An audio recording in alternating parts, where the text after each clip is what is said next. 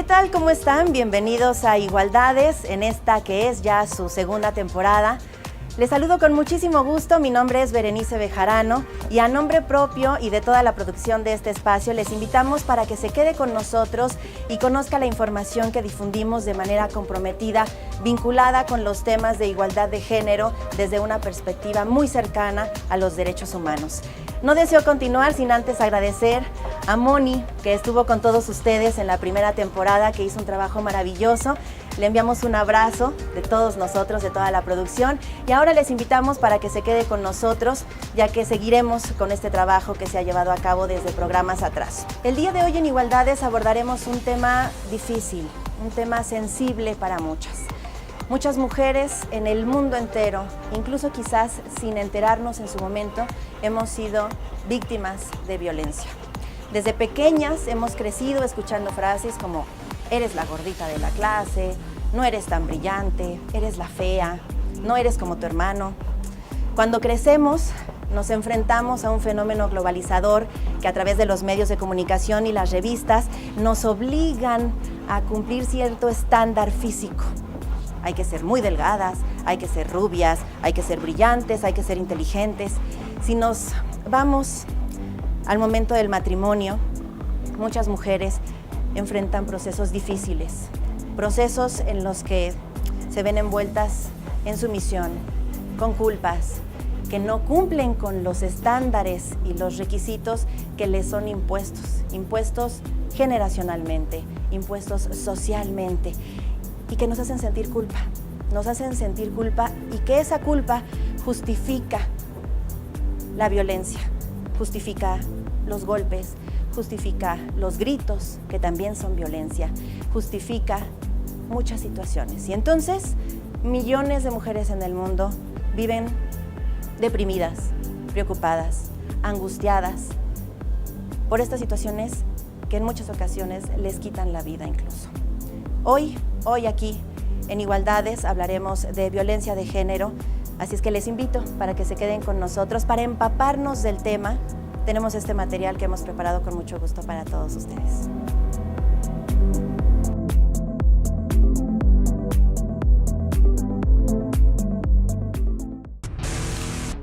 Alguien alguna vez definió violencia como ejercer control o sometimiento, transgredir un derecho humano, ocasionar un daño. Esa palabra tan grande se ha dividido en diferentes acepciones. ¿Es lo mismo violencia familiar que la psicológica o física? No todos los moretones son visibles. Hay moretones que se quedan en la memoria. No se ven, pero duelen. Estos tienen que ver con el abandono, los celos, insultos, humillaciones. Estos moretones son provocados por la violencia psicológica. Otros moretones sí son visibles, pero incluso hay dolores físicos sin moretones. Duelen y son parte de una violencia física, un jalón de cabellos. Otras veces duelen los objetos, los bienes, los valores e incluso los recursos económicos. Cuando nos quieren atacar mediante la sustracción de estos, hablamos de violencia patrimonial. Y uno de los dolores que más duelen es el que deja la degradación a nuestro cuerpo. Es la violencia sexual. Toda forma de violencia debe ser objeto de denuncia, socialización, pero sobre todo, toda violencia siempre es evitable.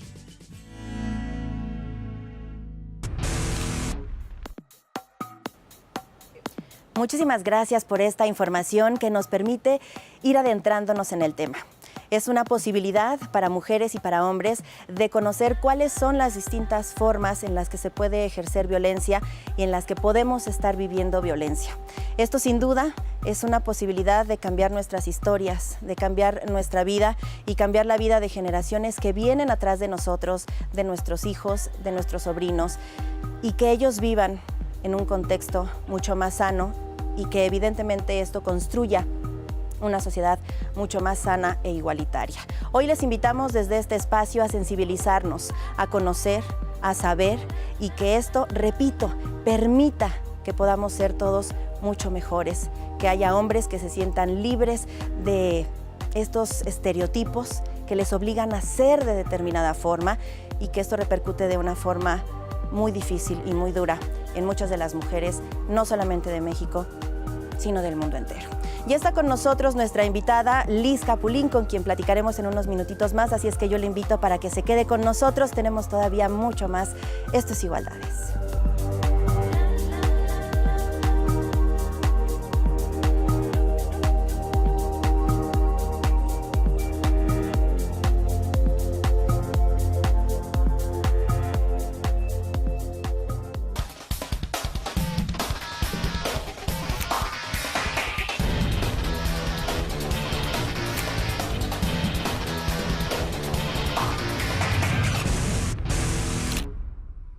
Muchísimas gracias por continuar en Igualdades y vamos a iniciar con nuestra entrevista. El día de hoy saludo con muchísimo gusto a Liz. Liz, es un placer que estés con nosotros. Gracias. Pues el día de hoy tocaremos un tema muy sensible, muy fuerte. Es un tema con muchos matices, dependiendo desde el cristal, desde el que lo veamos, que es la violencia de género, la violencia contra las mujeres. ¿En qué momento podemos visualizar, Liz, y que nos sirva como para definir qué es la violencia de género? Bueno, podríamos entender la violencia de género como toda conducta que es dirigida hacia otra persona con la intención de causarle algún daño físico, psicológico, ¿no? Por razón de su género. Podemos decir que esta intención de dañar es absolutamente consciente. El dañar a otra persona, bueno, pues es difícil la pregunta porque, como ya han comentado en otros programas, tiene mucho que ver con esta estructura, ¿no?, que vamos desarrollando.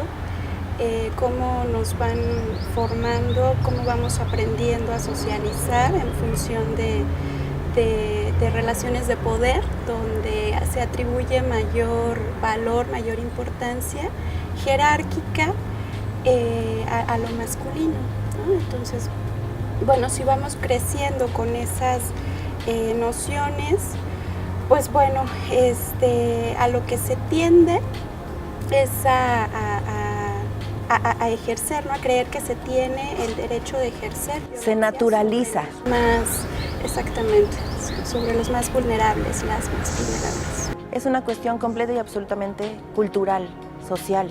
Desafortunadamente, creo que ya es un poco menos, pero aún hay mucha creencia en que la violencia radica única y exclusivamente en un contacto físico, y un contacto físico fuerte. Es decir, hay mujeres que dicen, ay, bueno, nada más tengo un par de moretones, me sangoloteó un poco, vaya, creen que la violencia radica en que terminemos golpeadas en un hospital, atendidas de emergencia.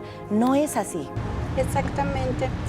Sí, de hecho, bueno, me viene a la cabeza con esto que mencionas, cuando alguna vez me tocó acompañar a alguien a poner una denuncia, a una mujer que fue golpeada, y bueno, lo primero o una de las primeras situaciones es que observan sus heridas para fijarse qué tan profundas, qué tipo de heridas eran, ¿no? Y si como solo era un moretón, entonces le dijeron pues que su golpe no iba a pasar, ¿no? Entonces, bueno, sí creo que es importante esto que cuestiones, ¿no? Poder preguntarnos qué es lo que estamos entendiendo como violencia, porque en efecto no toda la violencia queda únicamente en las marcas, en las cicatrices que se hacen en el cuerpo, ¿no? Sí hay este tipo de violencia física, patadas, golpes, bofetadas, empujones, pellizcos, tirones de pelo, pero también hay otras formas de violencia, ¿no? ¿Cuáles son, Liz? Platica. Bueno, tenemos dentro de los tipos de violencia, podríamos, para esquematizar un poco y para fines prácticos, basarnos en la Ley General de Acceso de las Mujeres a una Vida Libre de Violencia, ¿no? que lo tiene como muy esquematizado. Y bueno, tendríamos la violencia física, la violencia psicológica, la violencia económica, la violencia patrimonial, la violencia sexual. ¿Podremos poner un ejemplo de cada uno para tratar de identificarnos un poquito? Sí, claro que sí. Bueno, quisiera dejar un poco para el final la violencia psicológica, porque Bien. digamos que en los distintos tipos de violencia atraviesa un poco sobre todo esta violencia, ¿no? Correcto. Pero bueno, si la violencia física, pues ya la comentamos, ¿no? Cualquier golpe, patada, que tenga la intención de hacer Desde lo daño. mínimo, desde un pequeño jalón en el brazo, ya ahí Claro que sí. hay violencia. Por Ahora sí. vayamos a... La violencia económica, ¿no? Que también va como dirigida hacia esto. Podemos entenderla como aquellas conductas que restringen la parte económica, que imposibilitan poder cubrir tus necesidades básicas, ¿no? Si no te dejan trabajar, dependes absolutamente del sueldo de otra persona. Y esta persona juzga, por ejemplo, que tú compres toallas sanitarias, ¿no? Diciéndote que malgastas su dinero en comprar artículos como esos. ¿Qué se hace, Liz, en este caso? Es un Bueno, tema difícil. Sí. ¿Qué hacer? Pues sí, también es complicado, porque primero, si la persona que se encuentra siendo violentada no quiere, no puede, siente que no puede hacerlo, pues es difícil, ¿no? Porque insistirle también es como violentarla de otra manera, ¿no? Sí. Diciéndole, tienes que reconocerlo, pues no, también ahí podríamos estarla violentando. Entonces, quizá desde el círculo de amistades, algo que podemos hacer, pues es acompañar a esa persona hasta que esa persona se dé cuenta de lo que está sucediendo con ella, ¿no? Claro. Y bueno, en ese acompañarla, pues el poder estar ahí y poder quizá ayudar a servir como una especie de espejo donde ella pueda ver qué es eso que está pasando. Si ocurrió una vez y lo dejó pasar porque le pidieron perdón, porque le prometieron que no lo iban a volver a hacer, pero vuelve a ocurrir, bueno, pues entonces estar ahí, ¿no? Y hacer de espejo. Ahora, esto en el caso de las mujeres que, como bien mencionabas, ya tienen mucho tiempo siendo violentadas y que les cuesta trabajo entender, aceptar, asumir, enfrentarlo. No me gustaría que termináramos esta entrevista, Liz, sin antes decir qué podemos hacer con las nuevas generaciones. O sea, qué trabajo nos corresponde a los que ya estamos aquí con los niños y las niñas para que estas situaciones puedan ir siendo cada vez las menos. Bueno, desde una perspectiva de género, quizá lo que podríamos decir, argumentar, es pues poder observar un poco más a nuestro alrededor, poder preguntarnos qué es la manera como nos estamos relacionando, ¿no? Entre hombres y mujeres. ¿Por qué es que seguimos asumiendo esas posiciones donde priorizamos lo masculino y dejamos como algo inferior a lo femenino, ¿no? Quizá desde las pequeñas acciones que realizamos en casa, como el dejar o asumir que son las mujeres quienes tienen que servir a los hombres, por ejemplo, ¿no? O tenderle la cama al hermanito. Sí, ¿por qué no asumir que ambos, niño o niña, puedan hacer las mismas tareas, dejar que participen en los diferentes ejercicios de la casa, ¿no? Lavar los trastes, tender las camas, en todas estas situaciones. E ir cuestionando todo lo que se nos atraviesa en la cotidianidad, ¿no?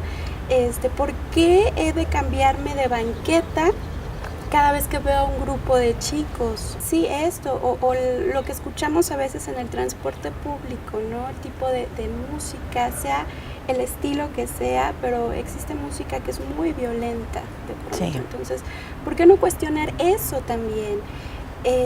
Lo que vemos en la televisión, qué cosas estamos viendo, qué tipo de programas y qué mensajes estamos recibiendo. Y que los niños absorben de una forma tremenda habrá que decirlo. Pues tenemos mucha tarea, Liz, después de esto que nos comentas.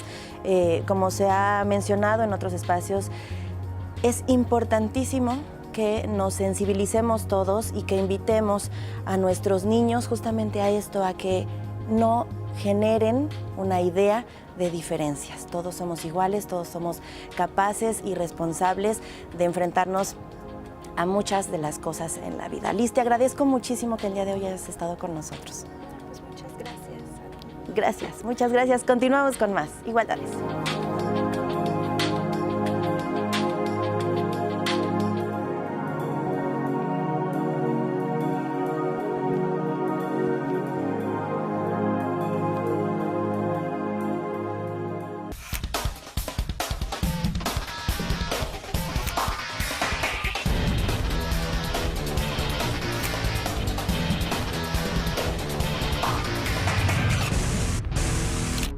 Muchísimas gracias por continuar con nosotros y en este momento tengo la fortuna de saludar a Andrés, que está con nosotros en esta nueva segunda temporada de Igualdades. Andrés, me da mucho gusto saludarte. Gracias por estar aquí. Pues, encantado, es un placer volver a regresar acá con ustedes y poder dialogar, reflexionar, ¿no? Compartir como este amplio abanico de posibilidades en cuanto a los temas de género. Así es.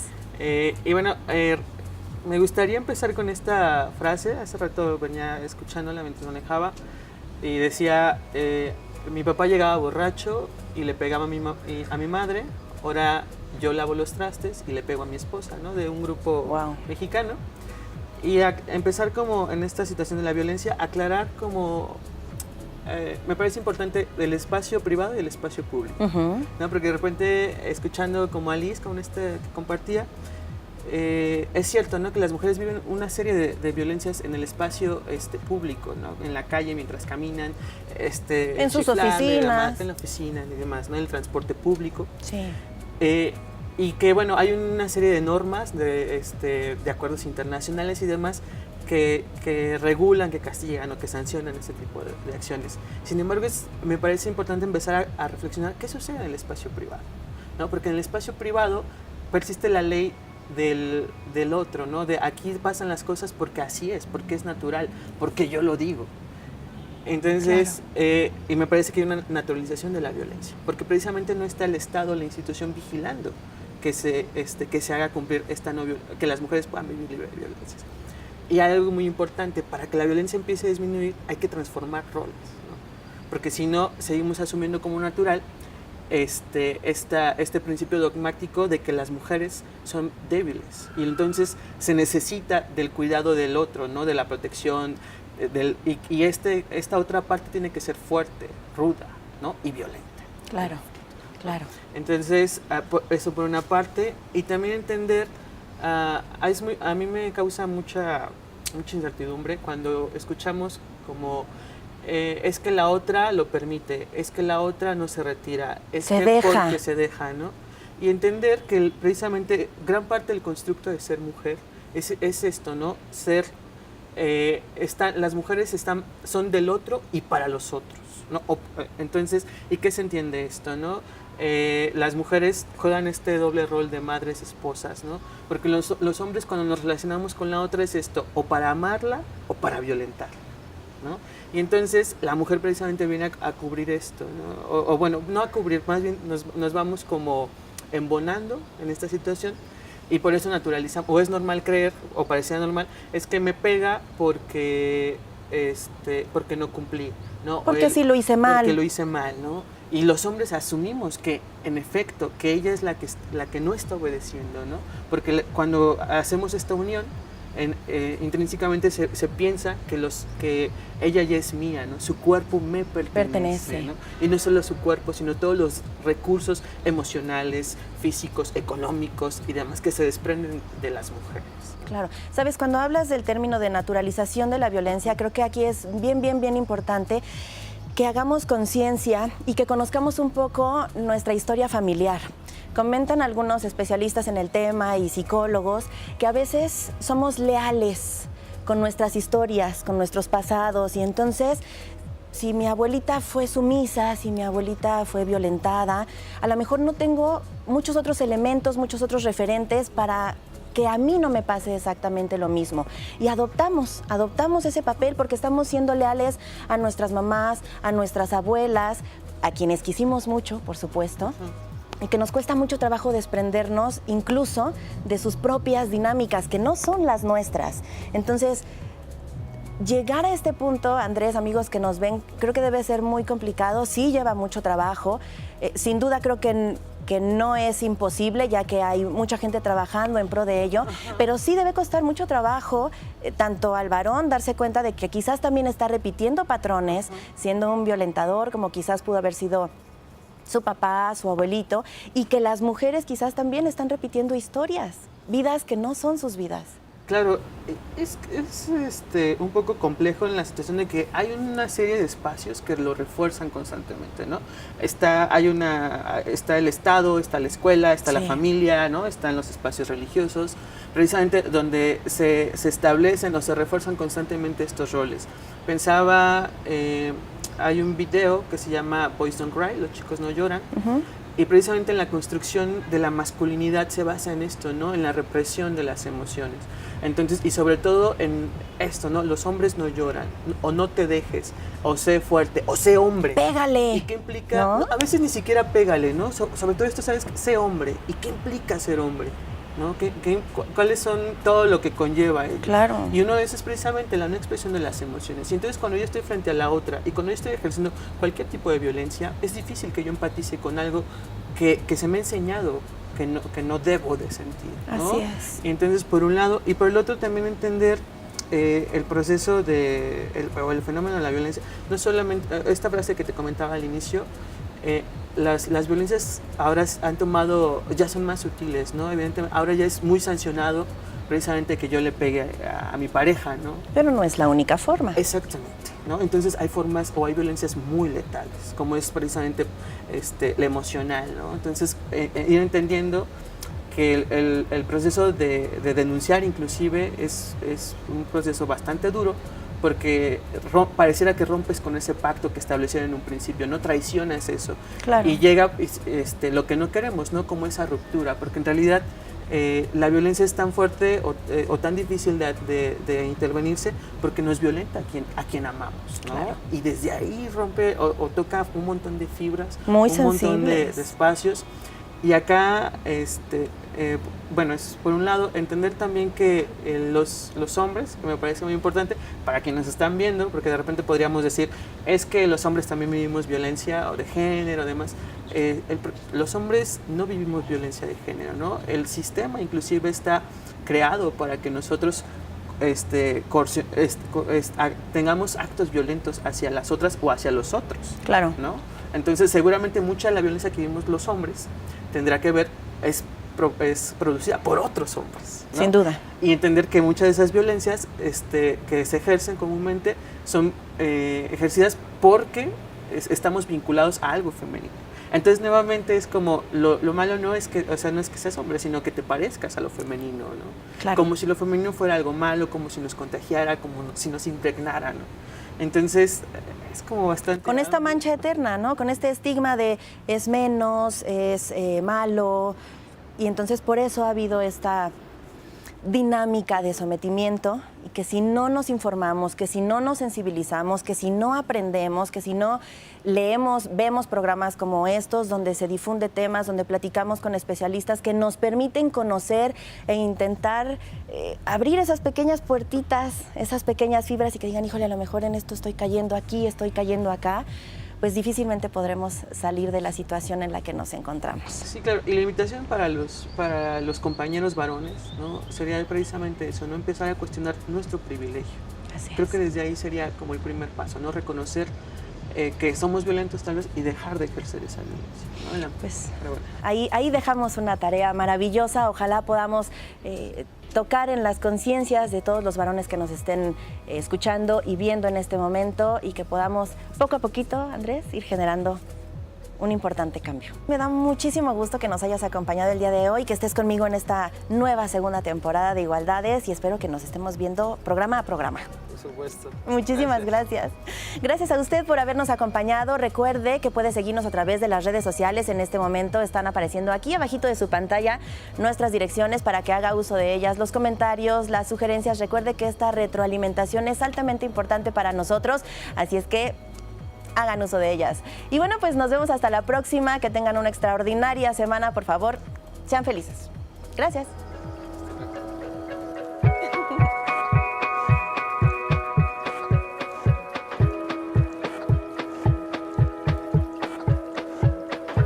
El Violentómetro es una iniciativa de la Unidad Politécnica de Gestión con Perspectiva de Género del Instituto Politécnico Nacional de México, quienes la elaboraron para demostrar los niveles de violencia que se presentan en las relaciones de pareja.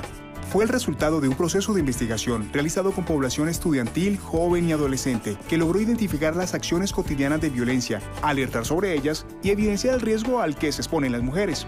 Este es el Violentómetro. Nivel de alerta. Te culpabiliza. Te indica cómo vestirte o maquillarte. Intenta anular tus decisiones. Controla tus amistades o relaciones con tu familia. Destruye objetos. Te miente. Te cela. Descalifica tus opiniones. Te humilla o ridiculiza. Te intimida o amenaza. Te hace bromas hirientes o piropos ofensivos. Cuidado, la violencia aumentará. Te prohíbe usar métodos anticonceptivos. Maneja y dispone de tu dinero, tus bienes o tus documentos. Te manosea, te acaricia agresivamente, te golpea jugando, te pellizca, te araña, te empuja, te jalonea, te ofende verbalmente, te insulta, te trata con desprecio. Reacciona. Es el momento de actuar. Te encierra o te aísla de tus seres queridos. Te amenaza con objetos o armas. Te amenaza de muerte. Te obliga a tener relaciones sexuales. Aunque sea tu pareja, eso es una violación. Te golpea o agrede físicamente. Urgente, busca ayuda. Tu vida e integridad están en riesgo. Conoce tus derechos y ayúdanos a prevenir los delitos en contra de las mujeres.